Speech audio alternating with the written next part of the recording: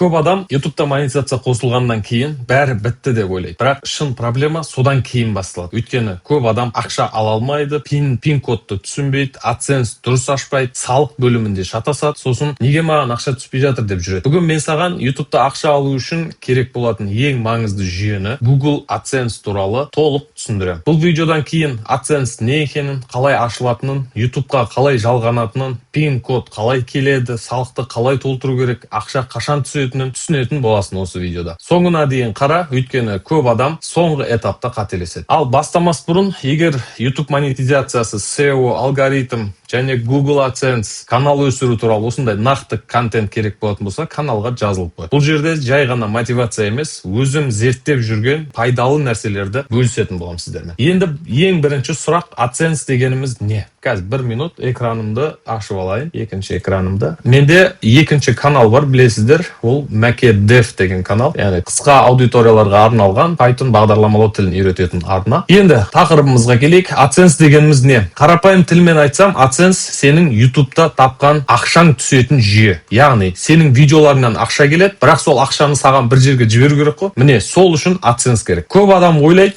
монетизация ашылды, болды. Жоқ, монетизация ашылса, сен тек келесі этапқа өтесің. YouTube партнер программ деген нәрсе бар. Оған кіргеннен кейін AdSense аккаунтын ашып, каналға байланыстыруың керек. Онсыз ақша ала алмайсың YouTube'дан. Айтпақшы, өте маңызды нәрсе, егер сенде бұрыннан AdSense аккаунты бар болса, жаңасын ашпа. Бұл жерде көп адам қателеседі, сосын верификация созылады, монетизация кешігеді, аккаунт тексеріске кетеді. Өйткені Google AdSense аккаунт бір адамның атына тек бір рет ашылады. YouTube'тың өзі де айтады, егер бұрыннан аккаунт болса, соны енді қалай ашылады? Барлығы YouTube студиодан басталады. Сіз 4000 сағат монетизацияның 4000 сағаты немесе жоқ, бір жылдың ішінде 1000 подписчик 4000 сағатқа жететін болсаңыз, немесе 10 миллион шорт соңғы 3 айда жинайтын болсаңыз, монетизацияңыз ашылады. Ал 500 подписчик, 3 миллион шорт просмотр және соңғы 3 видео салу деген нәрсе, ол кішігірім мына жерде мынау. Шортс фиді, мүшеліктер, шортс фиддің жарнамалары, көру бетінің жарнамалары, суперлер, солар үшін ашылады. Ал монетизация, рекламадан ақша табу тек ұзын видеоларда 4000 сағат қаралым және 1000 оқырман.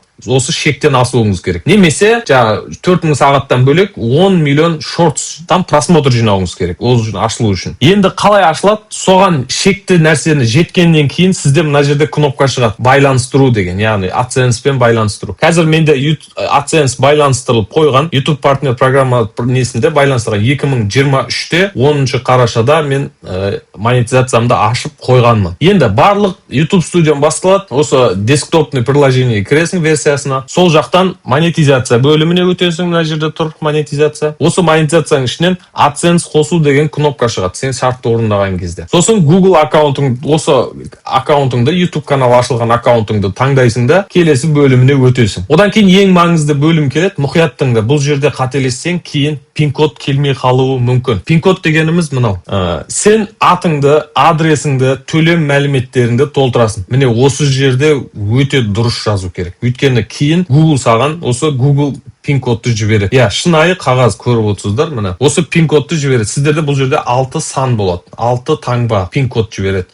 Бұл сенің рас адам екеніңді тексеру үшін. YouTube саған солай жібереді. Бірақ бұл пин-код бірден келе салмайды. Көп жағдайда ең аз 3 апта, 4 апта күту керек болады. Кей елдерде одан да ұзақ болуы мүмкін. Сол үшін адресіңді дұрыс жаз, әсіресе пошта индексін, көшенің атауы, пәтер номер бәрін тексер. Пин-код қашан келеді? Сенің табысың шамамен $10 жеткен кезде келеді. Мысалға, мына жерде AdSense-тің страницасын ашып қойып, барлық нәрсесі көрсетілген бұл жерде. Мысалы, тіркелу дейік. Өзімнің каналыммен кірем мысалға қазір, өзімнің аккаунтыммен. AdSense аккаунттың главный страницасы осы жерде сіздерге осылай көрінеді. Яғни пин-код келгеннен кейін AdSense-ға кіріп, сол пин-кодты тересіз, сізде мына нәрсе орындалады. Платежныйның ішінде проверка деген нәрсе бар. Мына жерде бірінші өзіңізді растайсыз, екінші адресіңізді растайсыз. Яғни пин-кодпен верификация нәрсе жасайсыз. Бірақ тағы бір маңызды нәрсе бар, бұл салық. Міне осы жерден көп адам қорқады. Жалғастырайын. Келесі бөлікте салық формасы, идентификация, verification, ақша қашан түседі, $100 шегі, банк картасын қосу. Енді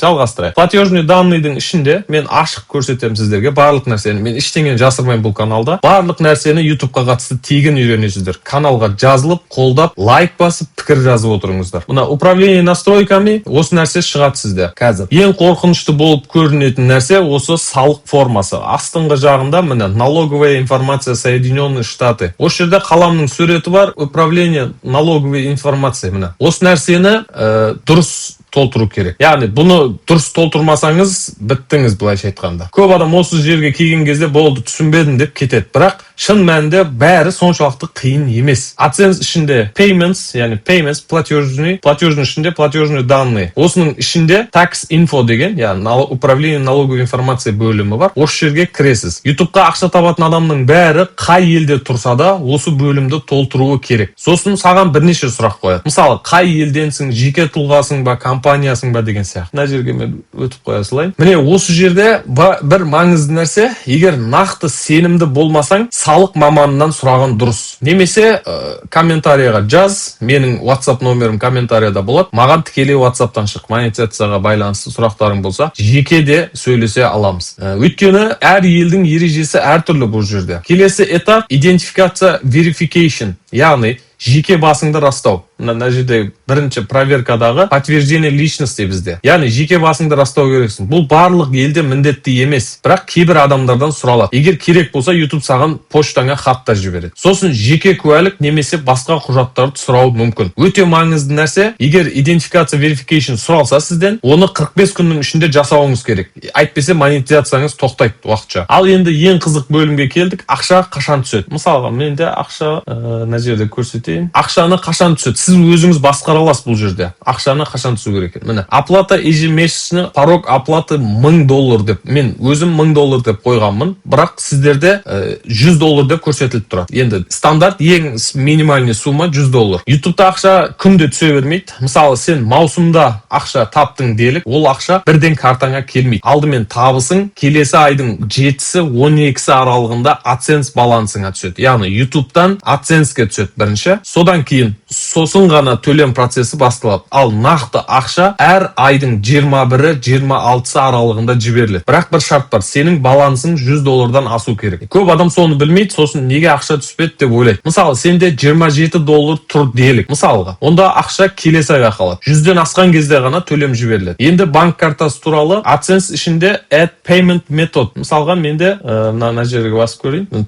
Способ получения доход. Осы жерде сіз өзіңіздің банк картаңызды тіркейсіз. Карта, банк есепшот, wire transfer сияқты төлем тәсілдері бар. Соның біреуін таңдап өзіңіз қосасыз. Көп жағдайда адамдар менікінде Каспий банк біздегі. Сосын ақша тікелей банкке түседі. Айтпақшы, осы жерге дейін қарап отырған болсаң, комментарийға AdSense деп жазып кет. Енді ең маңызды нәрсенің бірін айтайын. Көп адам YouTube-та қаралымға қатты қарайды, бірақ төлем жүйесін, верификация, салық, AdSense-ті мүлде зерттемейді. Сосын монетизация ашылған кезде паника басталады. Сондықтан менің кеңесім YouTube-ты тек видео жүктейтін жер ретінде қарама. Бұл нақты жүйе. Қазір 1 минут экранымның өзімді ашып алайын. Соңғы жақтарына келдік өйткені видеоның. Мұнда контент, SEO, аналитика, аудитория, монетизация, төлем жүйесі бәрі бірге жұмыс істейді.